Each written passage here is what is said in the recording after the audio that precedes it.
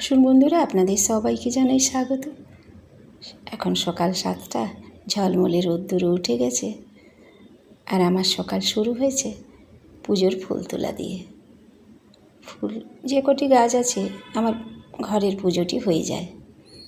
টবেই যে কটা গাছ লাগানো আছে, কারণ এখানে ছেলের কাছে আছি তো, এখানে তার নিজের বাগান নেই, তো টবে যে কটি গাছ লাগা আছে বেশ মোটামুটি হয়েই যায়। তবে আজকে ইচ্ছে আছে চা খেয়ে মা ছেলে একটু বাজারে বেরোবো। বাজার বলতে সবজি বাজার।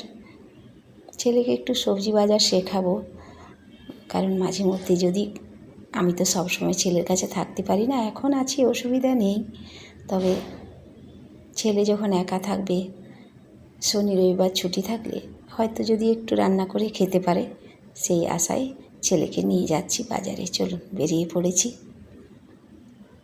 এখানে রাস্তাগুলি খুব সুন্দর, চওড়া রাস্তা। এটি পাড়ার ভেতরের, কোনো বড় গাড়ি যাতায়াত করে না, কিন্তু রাস্তাটি কিন্তু খুব সুন্দর, পরিষ্কার পরিচ্ছন্ন। এই তো বাজারে চলে এলাম। দেখছেন, এই অন্ধ্রের মাসিদের নিজেদের গ্রাম থেকে আতা তুলে নিয়ে এসছে আজকে। সব রকম সবজি আনে, তবে এত আতা আজকে এনেছে দেখে যেন একেবারে চোখ জুড়িয়ে গেল। আমি তো ঘুরে ঘুরে দেখছি কত দূর আতার বাজার আছে। এক ঝুড়ি আতার দাম নাকি মাত্র 200 টাকা। কি ভালো লাগলো, অনেকে এক ঝুড়ি করে আতা নিচ্ছে, কিন্তু আমারও তো ইচ্ছে করছে এরকম এক ঝুড়ি নিয়ে চলে যাই, কিন্তু মা ছেলে আছি, খাবে কে? তাই আমি একটু অল্প করে নিলাম, যতটা লাগবে। চলুন, একটু সবজিও কিনে নিলাম। তবে আজকে একটু দেশি ছাতু পেলাম। ছেলে বলে, ওমা তুমি ছাতু চেনো তো? ভয় পাচ্ছে, কিন্তু আমি তো চিনি।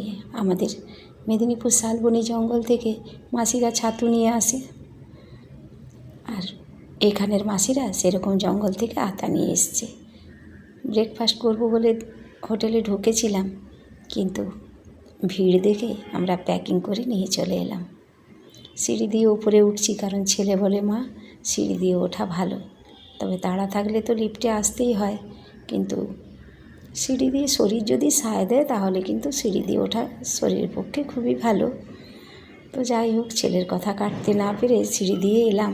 তবে ছাতুটির আগে ব্যবস্থা করে নিলাম, কারণ ছাতু বেশিক্ষণ রাখলে নাকি পোকা হয়ে যায়, তাই ছাতু রান্নাটি আগে বসালাম।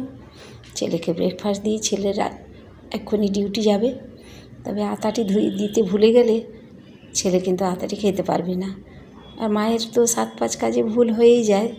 সেই জন্যে আতা ধুয়ে ছেলেকে একটু দিয়ে দিলাম, কারণ ছেলেকে যদি দিতে ভুলে যাই আমারও মন খারাপ হবে আর ছেলেরও খাওয়া হবে না। তবে আতাটি যেমন দেখতে সেরকম খেতেও সুস্বাদু, দারুণ স্বাদের। কিন্তু ছাতু রান্না হয়ে গেছে, একটি পোস্ত হচ্ছে, মাছের ঝাল এখনও বাকি। তবে কুমড়ো ফুল এনেছি, সেটিও ভাজা করব। এখনও দেখছেন সবজি টবজি সমস্ত পড়ে আছে, গুছিয়ে রাখতে সময় হয় না, ছেলে ডিউটি চলে গেছে। তবে এখানে ভুট্টা বেশ ভালো পাওয়া যায়। 2টো বেজে গেল, ছেলে চলে এসছে, ছেলেকে খেতে দিয়ে দিলাম। কারণ সকাল থেকে বাজার যাওয়া থেকে, ফুল তোলা থেকে দুপুরের লাঞ্চ অবধি আপনাদের সাথে শেয়ার করলাম। ভিডিওটি ভালো লাগলে লাইক করবেন, চ্যানেলটি সাবস্ক্রাইব করে সঙ্গে থাকবেন।